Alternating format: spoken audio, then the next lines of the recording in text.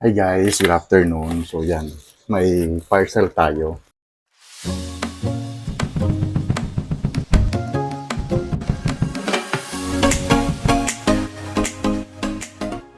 Nagulat ako, ang laki-laki Pero mamaya makikita nyo ko ang anong laman niya. So first, eto muna siya So yan, para wala tayong ginagalaw, hindi pa natin binubuksan.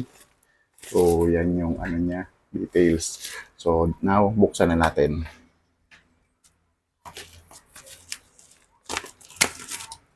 Fragile daw siya, fragile. Okay.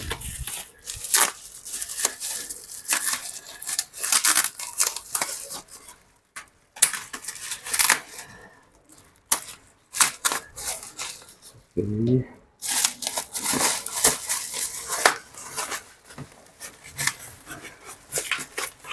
At ako nagugulat ako bakit ang laki. Ganito ba talaga kalaki? Ang liit lang naman niya. So, ito siya guys. Medyo yupi yung box niya.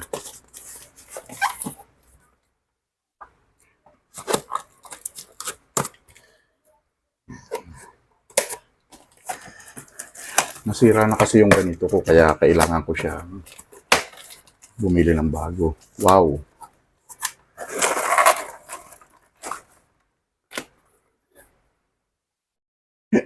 Ganyan talaga ang laman niya Sige, kukunin natin. Uy. Ganun talaga ka-protected yung yung seller. Guys, basura. Yan.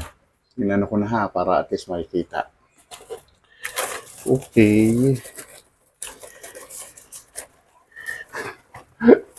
Ang basura kung tutuusin. Pero, ano ako dun saludo ko. Pero, sana okay ang ano niya.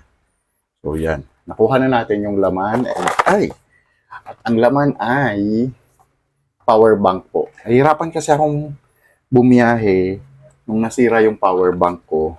Ang hirap mag-travel ng wala kang sariling power bank. Nakasil naman siya, so hindi ko pa siya mabuksan. Kailangan ko siyang gupitin para buksan ko siya.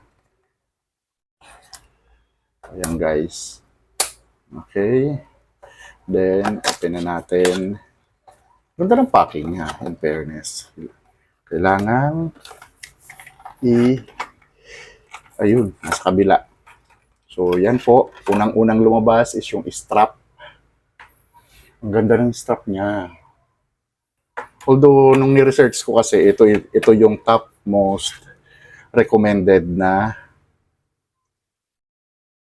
power bank.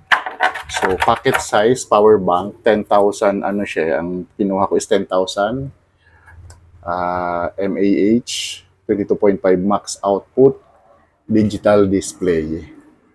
So, yan. May test natin siya.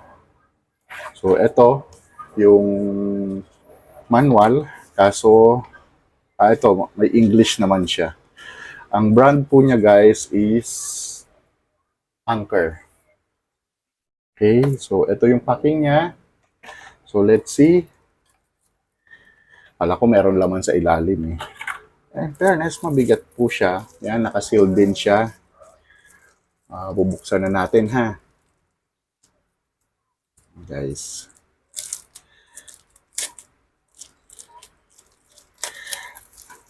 Wakas naman, para hindi na ako mahirapan during my travel. So, ito guys yung itsura niya. Yan po. Pati yung likod niya. So, yan yung mga charging port niya. Type-C at saka ano po. Where is wala siyang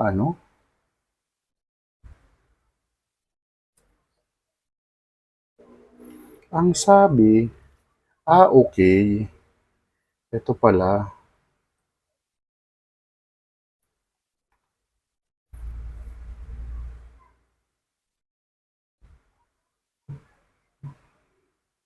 Ito yung wire.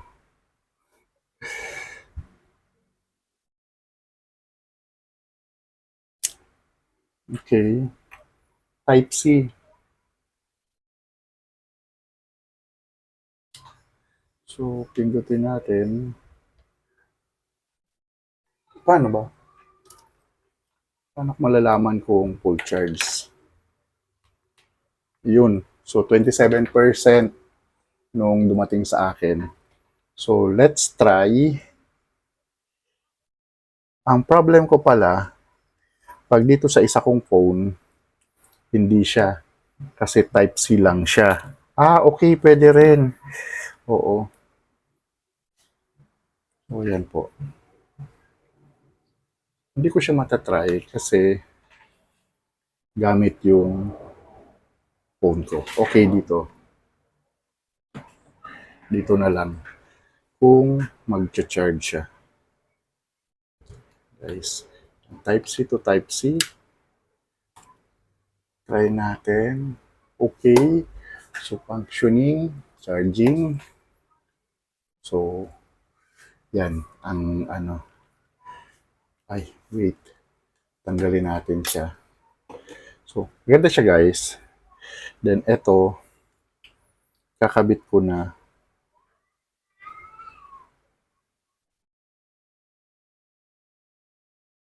Bakit ayaw? Yun, dito pala sa kabila. So, yan. Pinakabit natin yung port. Pasok natin siya para... So, ito guys is lagayan ng charging port. Ito. So, gaganyan mo lang siya the same time. Saka mo siya papasok dito. Ganyan. Yan, nakalak na siya. Pwede na siyang parang ganito diretso. Diba? Ang ganda niya. So, hopefully, tumagal. Kasi parang, ewan ko ba, ganun lang yata talaga sa mga power bank is isang taon or less than. Yun lang yung tinatagal ng power bank niya. Okay. So, yan may pangalan sa likod na Anker. Di lang natin makita. So, ito po siya. Tatago ko muna ito for the meantime kasi kailangan kong i-save muna para if ever na magkaroon ng problem. So, I have it. Diba? So, yan guys. Grabe. Saludo ako sa sa seller. Kasi sobrang protect yung niya, items niya. Oh. Baka mayroong laman sa loob. Tingnan nga natin. Baka may free item. In sobrang talaga niyan. Wala naman. Sobrang dami lang talaga ng protection talaga para ever naman hindi masira, 'di ba? So, saludo ako sa So, yan guys. Meron na tayong bagong power bank. I hope mag-last siya. Thank you for watching.